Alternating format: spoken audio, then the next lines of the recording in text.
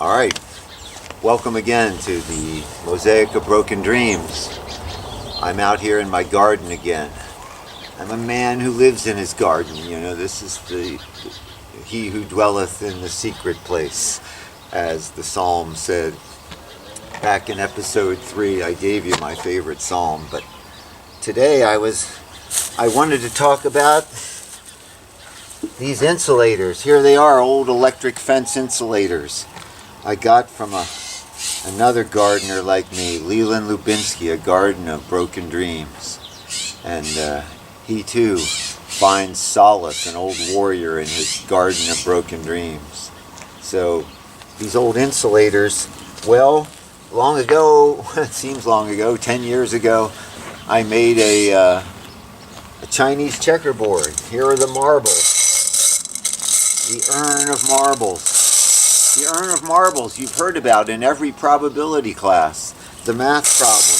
But did you ever actually have that urn of marbles? Well, this is it. Here it is, the paradigm of that urn of marbles where, what's the chance of getting 3 greens and a yellow and a handful of 10? And we could go on and on with Pascal's triangle in every graph.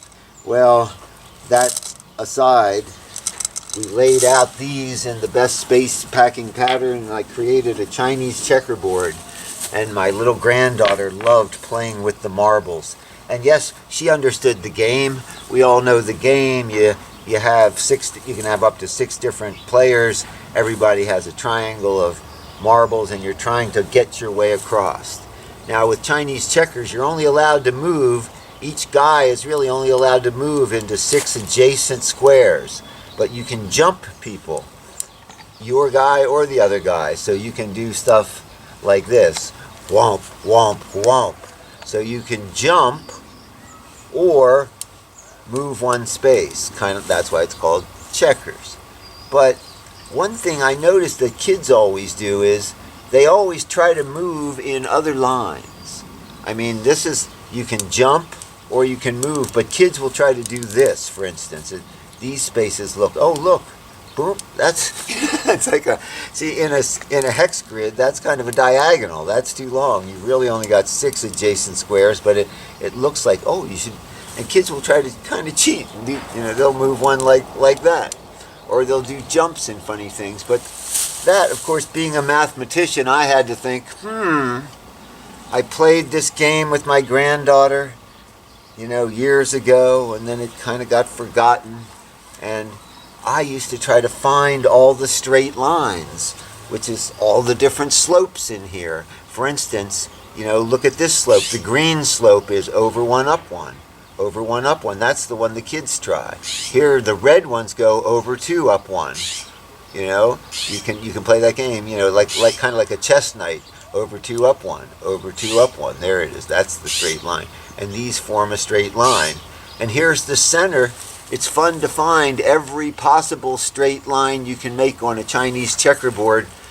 They all have rational slopes, but they're not just the obvious, like the obvious ones, these ones that radiate out. These red ones aren't so obvious. 2 to 1, 2 to 1. You can play, 3 to 2, 3 to 2.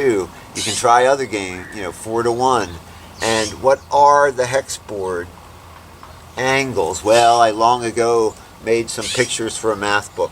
And I have a beautiful photograph of this thing with all the marbles and all the angles. And man, you can get the cameras down. But what's left here is the ruin. That was 10 years ago. You do it, you talk to that granddaughter of mine is a teenager. She's never going to sit in the dirt and play Chinese checkers with her crazy old grandfather again. Oh, no. She's she's a dancer. She actually understands space as movement. But you come out here. Well, last week John McGill tried to sit here and play some banjo with me, and his poor chair hit the gopher holes.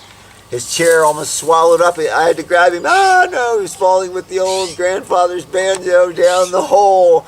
And then I looked, we stepped here. Oh no, look, the gopher hole. The Chinese checkerboard. Take my broom. It all went down the gopher hole. I stepped in it. I thought, oh no, I'll have to fix it. But Hey, that's what we do in this series.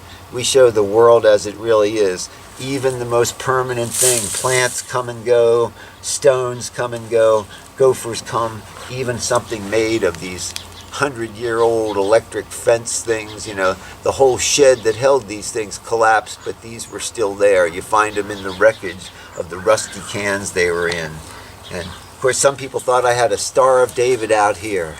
I guess they remembered my Jewish bride and thought I had some Jewish religious thing, but no, it was just Chinese checkers with good old colored marbles. And we played this game, and it got me thinking about slopes, all the slopes you can make from circles. Well, I remember my granddaughter went away and I made a table. Here, I'll show you the table. The table of tens. If that's the table of sixes, last week we talked about the checkerboard. The checkerboard where I played chess with God. I've made many checkerboards since, well, not 8x8s, but I made rectangles and, squares. I played the square game. But look at this one. This one is called the reflex pentagon.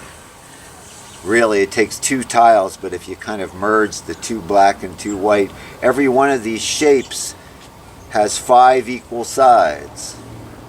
This black one has 5 equal sides. The white one has 5 equal sides. And it would be a pentagon, but one of its sides got popped in. So it would be a regular pentagon. There's a regular pentagon, but we draw a line and reflect. That's why it's called a reflex pentagon, because you start with a regular pentagon and you reflect in. So these two sides are the reflection of these two sides in. But it's one shape. There's only one shape here tiling this whole table. It tiles in reflex pentagons. Regular pentagons won't tile a table, but reflex pentagons will, and they still have the problem, of course, here is the angles aren't equal, even though the sides are equal. It's a regular pentagon in that it has 5 equal sides, but it doesn't have 5 equal angles. It's been reflected. Well, as you can play lots of tiling games, but this one, oh look, if you keep tiling, just the simplest thing, if you make these as tiles, even kids will find this. They'll want to pack them together and it's all about rotations, where 10 rotations gets you back where you started. By the way, you can play, of course, sine and cosine, trigonometry games, but you end up with tenths of a circle, 36-degree angles. The sine and cosine of 36 degrees are kind of like the famous ones. The famous ones every kid in high school has to memorize are 45 degrees, root 2 over 2. 30 degrees, 1/2 root 3 over 2. And vice versa for 60, that root 3 over 2 and root 2 over 2. Well, this one has root 5 over 2. It's the other one. It got dropped from the curriculum. It's the other cardinal point on the circle you could memorize. And this one, actually, I started cutting with a hand cutter. Making this darn thing, I made a bigger one, and finally I bought a good electric water saw to cut tiles with. I started cutting a lot of geometry. It's that hope that mosaics last longer. It's the old set 'em in stone. So reflex pentagons, yes, they're in math books. One thing about this table, people will know it was made in the post-20th century because this tiling isn't used in ancient times. I've never seen the pentagonal tilings. It's one of the few modern tilings that I found in a modern geometry and algebra book that I had never seen from my many studies of art history. But again, I live here in the garden and I try to leave things that work without words. We're moving into a culture, well, even of video, it's motion without words. Animations are just accepted as reality now. So there's a reason why there's people in gardens. By the way, in the future I only know 2 other gardeners like me that have created an entire world in their own backyard, and they've both been at it longer than me. Leland Lubinsky and John Goodman.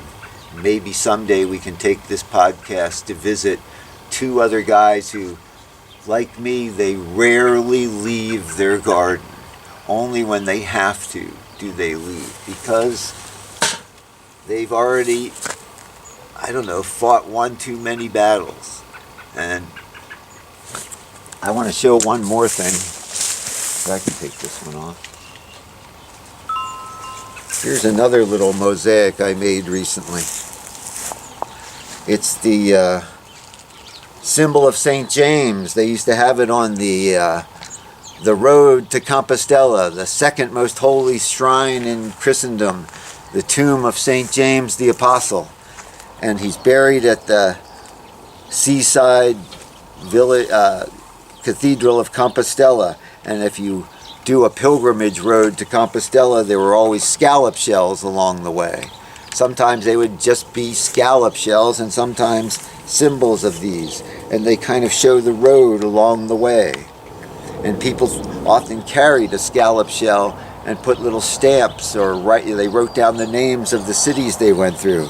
This one, look, I have coins, and these are old coins, mostly French and Italian and Spanish coins from before the euro, from the journey of somebody long ago.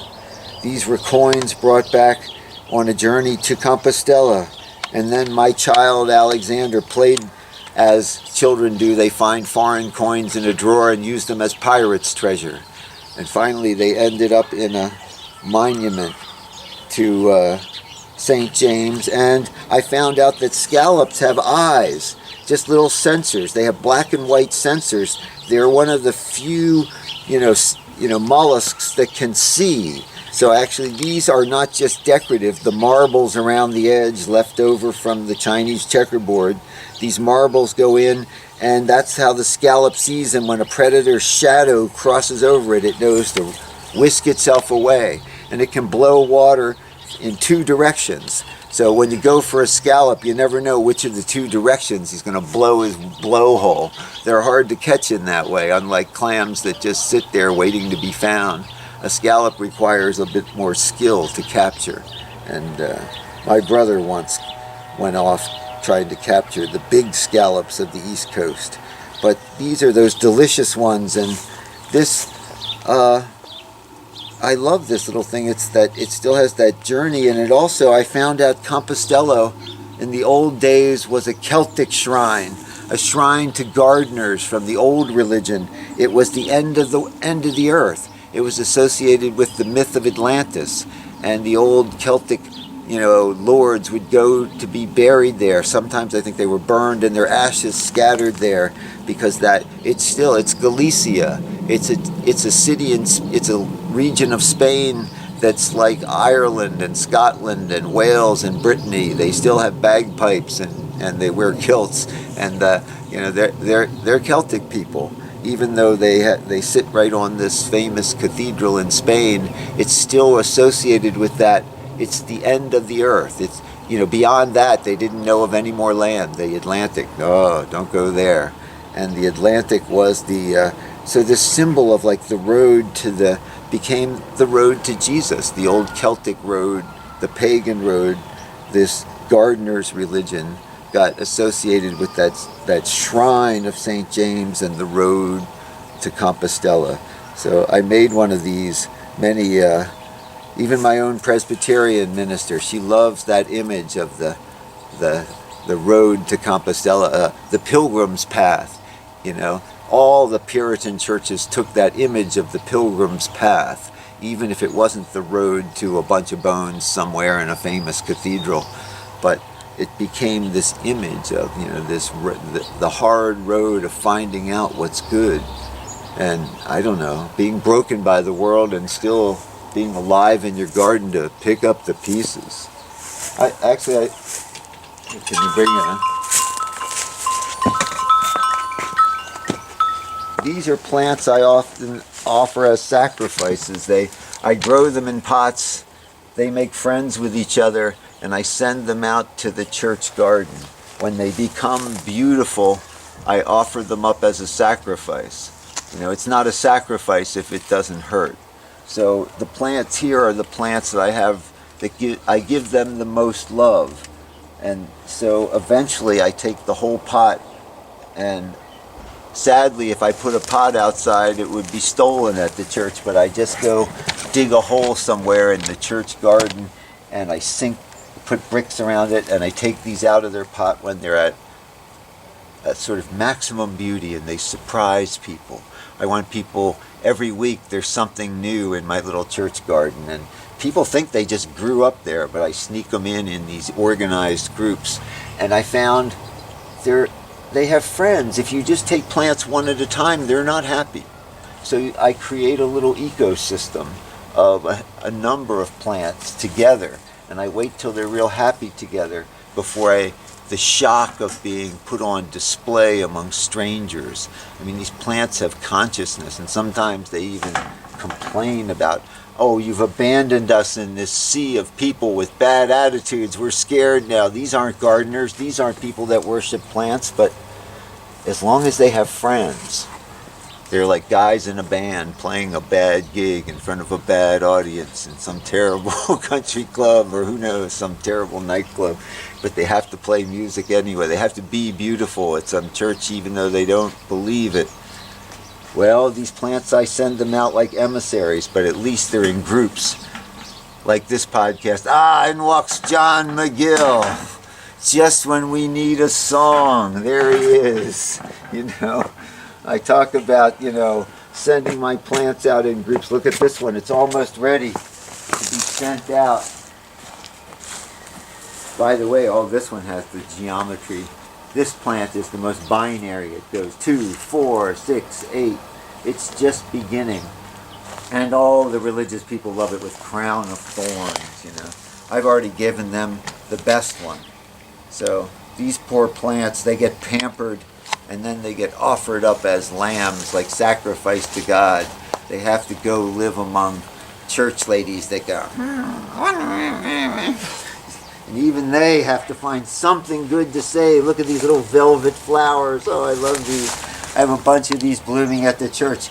And when people get all crabby about who knows what, as usual, hell in a handbasket, I try not to join in the hell in a handbasket. I go, look at those flowers. They look like little velvet embroidered cushions, little puffball cushions of velvet. And there's a whole bunch of these in bloom at the church. I gave them my best one, and sure enough, it takes their mind off whatever politics or religion or whatever version of Voldemort is lurking among us these days. And so these poor plants, look at them, consider them like sacrificial victims they will all be sent out like Marine commandos, like apostles, to preach the gospel of, the gospel of living things, really. Like I said, I've been talking about tiles and dead things. I talked about that. Look, the gophers got the tiles, John. Even the Chinese checkerboard, the gophers got that one that almost killed you last week, remember? That's right. I had to save it up. Was I saving John, or was I saving the guitar? The family banjo. No, it was right. It was the banjo. It was the family banjo. We were doing Canary in the Coal Mine, and you were sitting there like, no, he's going down the coal mine. It's like the goblins, It's like taking him down, making him work in the coal mines, and I'm like, okay, take John down to the devil coal mine, but I want my banjo back. Save the instrument. Well, I've even had musicians say, here, let me fall, save my instrument. But you had my family banjo last week. At any rate, that's, I just like to say, like I say, come holiday, we got to do a campfire song. Someday we'll do an evening one, but I love the morning here. I love all the birds singing and the trees, man. Even at 7 o'clock in the morning, I'd like to. But the dawn light is so beautiful, but so is the evening light now. So John's a man of the evening. We've dragged him out into but gardeners, we just love the dawn light. We come out, so many strange birds and flowers just jump out at me in the morning. And I wait for that moment when color returns. Well, let's go inside and have a song. We need a song to finish off this podcast, video cast. Right, just in time. All right, welcome back inside to the Trinity Room, and we need a song. John McGill is going to take us to 1 minute before the end of time. All right. We love a happy song about the end of time. The end of the world, a happy celebration. All right. It's one of my favorites. It's 11:59.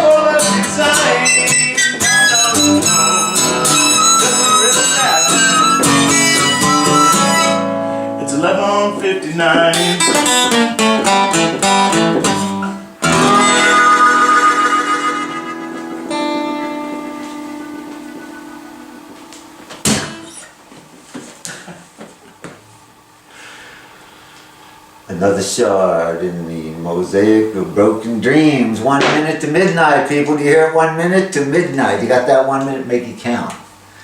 Make that minute count. That's why this is a happy song. Happy song. Happy holiday song. Yeah. All right.